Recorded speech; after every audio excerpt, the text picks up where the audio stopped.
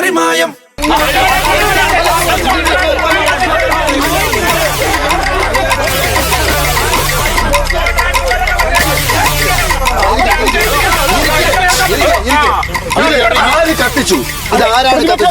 ഇത് കത്തിച്ചത് ആരാണോ ഇനി ആരെങ്കിലും തന്നെ കത്തിയതാണെന്നൊന്നല്ല ഇവിടെ വിഷയം. ഈ കത്താനുള്ള സാഹചര്യം ഒരുക്കേണ്ട കാര്യമില്ലല്ലോ. ഇത് അതാത് വർഷങ്ങളിൽ തന്നെ ഇത് നിർമ്മാർജ്ജനം ചെയ്യാനായിട്ട് വേണ്ട തുക അവിടെ കൊടുക്കുന്നുണ്ട്. ഈ ഇത് സൂര്യതാപം കൊണ്ടോ അല്ലെങ്കിൽ മിന്നലേറ്റിട്ടോ അല്ലെങ്കിൽ ഏതെങ്കിലും തരത്തിലുള്ള റിഫ്ലക്ഷൻ വഴിയോ ഒക്കെ കത്തിയതാവാം. ഇത് എന്റെ സുഹൃത്തെ ഇതൊക്കെ നമ്മള് നിങ്ങൾ ഇപ്പോഴും ഇത് പഠനം നടത്താൻ പോവാന്ന് പറയുന്നതാണ് മനസ്സിലാവാത്തത്. അല്ല, ഞാൻ ചോദിക്കുന്നത് ഇപ്പോഴും സാറ് പറയുന്നു എന്റെ നിങ്ങൾ കത്തിക്കാതിരുന്നത്, ഇവര് ചോദിക്കുന്നു എന്റെ നിങ്ങൾ കത്തിക്കാതിരുന്നത്. എന്ത് ചോദ്യമാണെന്ന് എനിക്ക് മനസ്സിലാവുന്നില്ല. ഇത്രയും വലിയൊരു വിപത്ത് ഈ നാട്ടിൽ ഉണ്ടാവുമ്പോൾ ഇങ്ങനെയാണ് നിങ്ങൾ പെരുമാറുന്നത്. കത്തിക്കാതിരുന്നത് എന്തുകൊണ്ടെന്നല്ല, മുഴുവൻ ഉത്തരവാദിത്വം ഈ ഗവൺമെന്റിന്റെ ആണെന്ന് പറയുന്നിടത്താണ്. നിങ്ങളൊരു കാര്യം മനസ്സിലാണ്, ഈ സ്ഥലത്ത് ജീവിക്കുന്ന ഒരാളാണ് ഞാൻ. അതിനുശേഷം അത് ചുമയാണ്, ഈ ചുമച്ചോണ്ടിരിക്കണം ഞാൻ. ഇതിന് പോലും മരുന്ന് കിട്ടിയിട്ടില്ല സാർ, അറിയാമോ? ഇതിനൊരൊക്കെ കാര്യം ഞാൻ പറയട്ടെ, ഈ വക തർക്കങ്ങളെക്കാൾ അപ്പുറത്ത് പ്രധാനമായിട്ട് പറയാനുള്ള ഒരു കാര്യം എന്താ വെച്ചാൽ ഇനി സർക്കാരിന്റെ നിലപാടെന്താണ്? സർക്കാരിന്റെ നിലപാടെന്താണ്? കാരണം ഇത് ഇത്രയും ടൺ കണക്കിന് അവിടെ എത്ര ഇപ്പൊ മറ്റേ നമ്മൾ ഈ സുഹൃത്ത് പറഞ്ഞതുപോലെ 4 നില കെട്ടിടത്തിന്റെ ഹൈറ്റില് ഇവിടെ കിടക്കുകയാണ് മാലിന്യങ്ങള്. അത് മാത്രല്ല ഇതിന്റെ ഈ ജീർണിച്ച അവശിഷ്ടങ്ങൾ പോയി ഗ്യാസ് പ്രൊഡ്യൂസ് ചെയ്യുന്ന ഒരു അവസ്ഥയിലേക്കാണ് നിങ്ങൾ ആരും കണ്ണുപൊട്ടന്മാരല്ലോ. സർക്കാർ അവിടെ കാര്യങ്ങൾ ചെയ്യുന്നില്ലേ?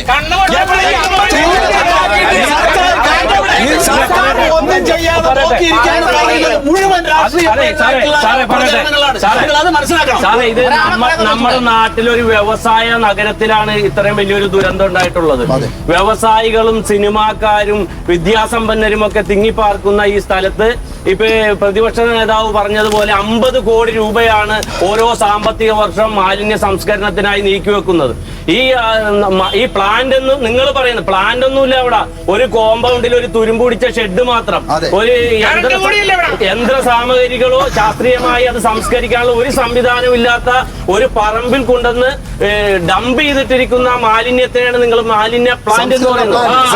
1 രൂപയുടെ തീപ്പെട്ടി ഉപയോഗിച്ചുകൊണ്ടാണ് ഇവരിത് സംസ്കരിക്കുന്നത്. പെട്രോൾ ഒഴിച്ച് തീപ്പെട്ടി വരച്ച് സംരക്ഷിക്കുന്ന നിങ്ങൾ സംസ്കരിക്കുന്ന സിസ്റ്റമാണോ നിങ്ങൾ നടപ്പാക്കിയിട്ടുള്ളത്? ഫണ്ട് ഇതിനു വേണ്ടി ഉണ്ടായിട്ട് നിസ്സാരമായിട്ട് ഇത് കത്തിച്ചു കളഞ്ഞു എന്നാണ് പറയുന്നത്. ഞാൻ പറഞ്ഞു വന്ന അതന്നെയാണ്, ഇതെല്ലാം ഈ സർക്കാർ ചെയ്തതാണ് എന്ന് വരുത്തി ചെയ്യരുത്. എന്തിനു മുമ്പും സർക്കാരുകൾ ഉണ്ടായിട്ടില്ലേ? അതിനു മുമ്പ് സർക്കാരുകൾ ഉണ്ടായിട്ടില്ലേ? അതിനു മുമ്പ് വേറെ പാർട്ടികൾ ഉണ്ടായിരുന്നില്ലേ? ഇപ്പൊ ഈ പറഞ്ഞ ഈ 50 കോടി എന്താ നിങ്ങൾ കാട്ടിയ അത് പറയും. സർക്കാരിന്റെ കാലത്തും 50 കോടി രൂപ ചെലവാക്കിയിട്ടില്ലേ? ആ കാശ് എന്താ ചെയ്ത്? നിങ്ങളുടെ ഭരണത്തിലുണ്ടായ വീഴ്ച നിങ്ങൾ പറയും. സുഹൃത്തെ, ഇടയ്ക്കിടയ്ക്ക് ഇവിടെയാണ് ചോദ്യം. ഇതുപോലെ ഒരു ദുരന്തം 3 വർഷം മുമ്പ് ഇത് സംഭവിക്കുകയുണ്ടായി. അപ്പോൾ അടിക്കടിക്ക് ഇതുപോലുള്ള പാരിസ്ഥിതിക ദുരന്തങ്ങൾ ഉണ്ടാകുന്നു. ഇതിന്റെ പിന്നിലുണ്ടായ കാരണത്തെ കുറിച്ചാണ് വേണ്ടത്. ഇപ്പോൾ ഉണ്ടായിട്ടുള്ള ദുരന്തത്തെ പറ്റി സംസാരിക്കാൻ വേണ്ടിയിട്ട് അതിന്റെ കാരണങ്ങൾ വിശദീകരിക്കാൻ വേണ്ടിയിട്ട് ഞാൻ നോക്കുമ്പോ നിങ്ങൾ ഒരാളും എന്നെ പറയാൻ സമ്മതിക്കുന്നില്ല. 2-3 വർഷം കഴിഞ്ഞ സർക്കാരിന്റെ ഭരണകാലത്തുണ്ടായിട്ടുള്ള തീപിടുത്തത്തിന്റെ കാര്യം എന്താന്നുള്ളത് എന്നോട് ചോദിച്ചാൽ എനിക്കറിയാൻ വയ്യ. അത് ഏറ്റവും കൂടുതൽ പറയാൻ പറ്റുന്നത് ശീതളനാണ്. അത് ശീതളൻ വിശദീകരിക്കും.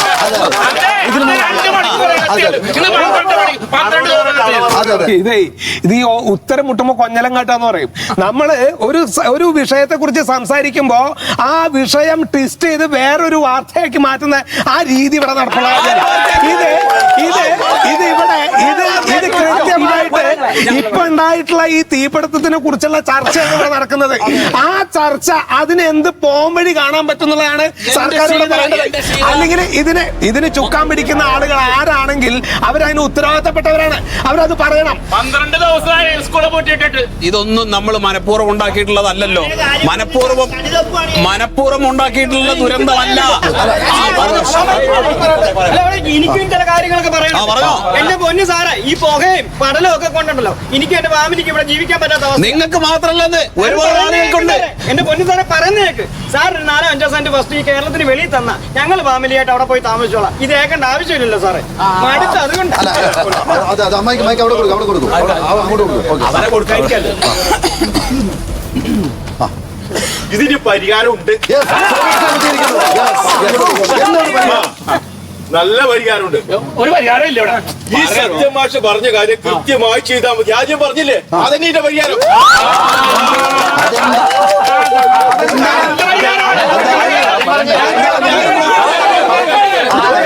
നിങ്ങളോട് ഞാൻ ചോദിക്കട്ടെ, ഈ പോകാൻ നിങ്ങളെ വീട്ടിൽ അടുപ്പ് പോകുന്നില്ലേ? എല്ലാ സ്കൂളുകളും പോലെ പരീക്ഷ